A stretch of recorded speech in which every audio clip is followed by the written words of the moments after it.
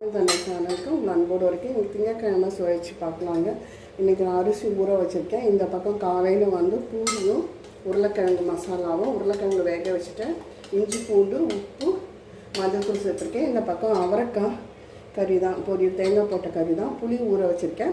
இந்த பக்கம் சின்ன வெங்காயம் குழம்பு, சின்ன வெங்காயம் குழம்புக்கு நான் மசாலா அரைச்சி வச்சுருக்கேன். அதாவது கடலப்பருப்பு 1 ஸ்பூனு, மிளகு 1 ஸ்பூனு, சீரகம் 1/2 ஸ்பூனு, வெந்தயம் 1/2 ஸ்பூனு, கடலப்பருப்பு 1 ஸ்பூன் சேர்த்து நல்லா வதக்கிட்டு மிளகா வத்தல் உப்பு சேர்த்து வதக்கிட்டு இங்கே பொடி பண்ணி வச்சுருக்கேன்.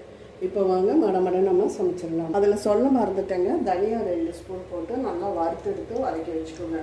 அவசரத்துக்கு டக்குன்னு நம்ம செய்யலாம். இப்போ இதில் இந்த பக்கம் நான் சின்ன வெங்காயம் குழம்புக்கு வச்சுருக்கேன். இந்த பக்கம் அவரைக்காய் பொரியலுக்கு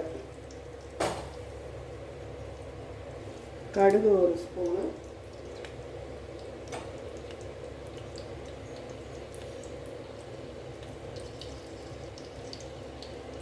கடுகு எல்லாம் நல்லா எடுத்துக்கணும். வெந்தயம், பூண்டு,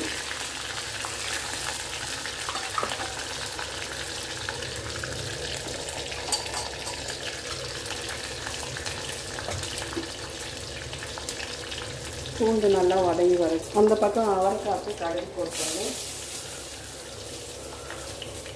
கொஞ்சமாக வெங்காயம், கருவேப்பிலை, பூண்டு வதங்கியாச்சு. இப்போ சாம்பார் வெங்காயம் போட்டுக்கலாம். ஒரு 10-15 சாம்பார் வெங்காயம் போட்டுக்கோங்க.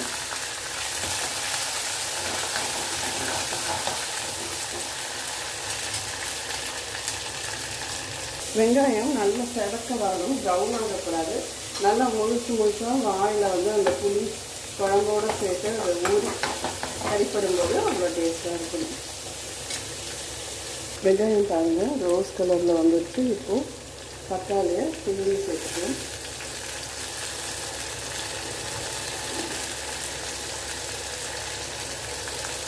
ஒரு மீடியம் சைஸ் தக்காளி சேர்த்துட்டு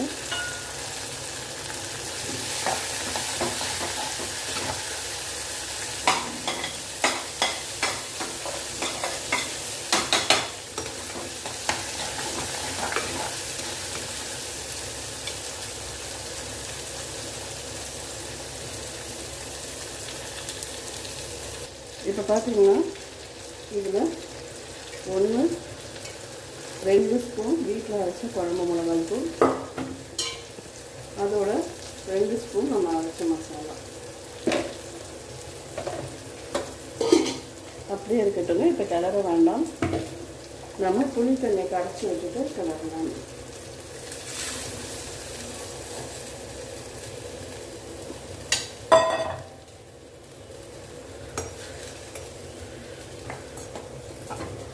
இப்போ கிளறிட்டு தேவையான அளவு தண்ணி விட்டுக்கோங்க.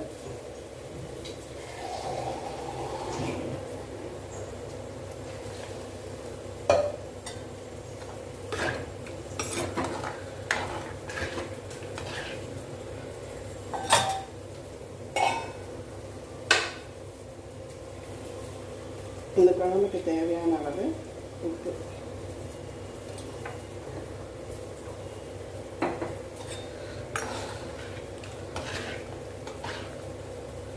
இது நல்லா கொதி வரட்டும். இந்த பக்கம் அவரைக்காய் தேங்காய் போட்ட கறி ரெடி ஆகிடும். அடுத்தது பூரி மசாலா, அதாவது உருளைக்கிழங்கு மசாலா, கடுகு சேர்த்துட்டேன். இதில் சோம்பு சேர்த்து தாளிச்சு பாருங்கள், அவ்வளோ டேஸ்ட் இருக்கும்.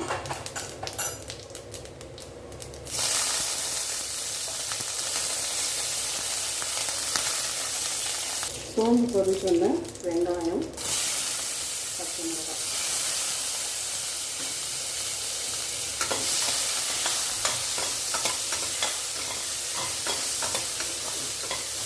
நல்லா இது வதங்கி கிளம்பி வரட்டும். அந்த பக்கம் குழம்பு பொரிச்சு வச்சு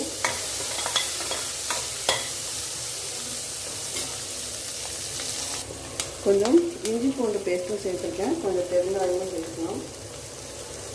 நீங்கள் ஹோட்டலில் பார்த்தீங்கன்னா நிறைய வெங்காயம் போடுவாங்க, அதனால இது உருளைக்கிழங்கு பண்ணும்போது நீங்கள் நிறைய வெங்காயம் சேர்த்துக்கோங்க, நல்லாயிருக்கும் டேஸ்ட்டு. நான் 2 உருளைக்கிழங்கு எடுத்துருக்கேன், மீடியம் சைஸு. இப்போது தக்காளியை சேர்த்துக்கலாம்.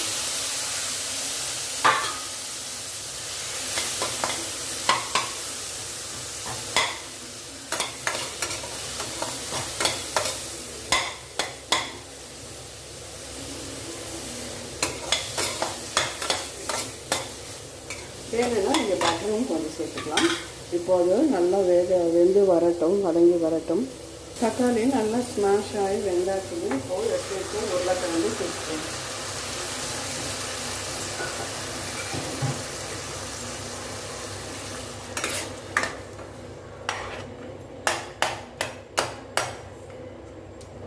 உருளைக்கிழங்கை முழுமையாக நசுக்கக்கூடாது, 1-2 தான் நசுக்கணும்.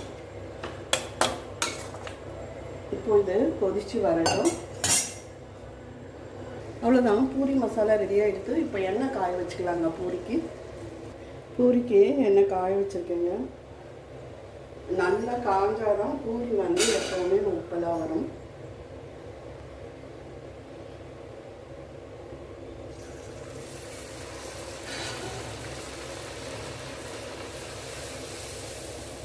நல்லா காய விட்டு போடுங்க.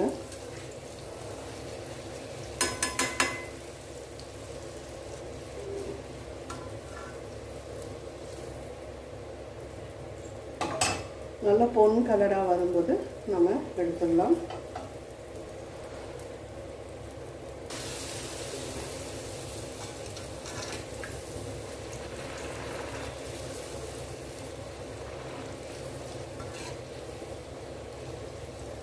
அவ்வளோதாங்க இன்னைக்கு சமையல் முடியும். அவ்வளோதான், டக்குன்னு நமக்கு பார்த்திங்கன்னா சின்ன வெங்காயம் குழம்பு, உருளைக்கிழங்கு, பூரி மசாலா, அவரைக்காய் பொரியல். இனி சாதம் மட்டும்தான் வடிக்கணுங்க. இந்த வீடியோ பிடிச்சிருந்தால் லைக் பண்ணுங்கள், ஷேர் பண்ணுங்கள், சப்ஸ்கிரைப் பண்ணுங்கள், கமெண்ட் பண்ணுங்கள். நன்றி, வணக்கம்.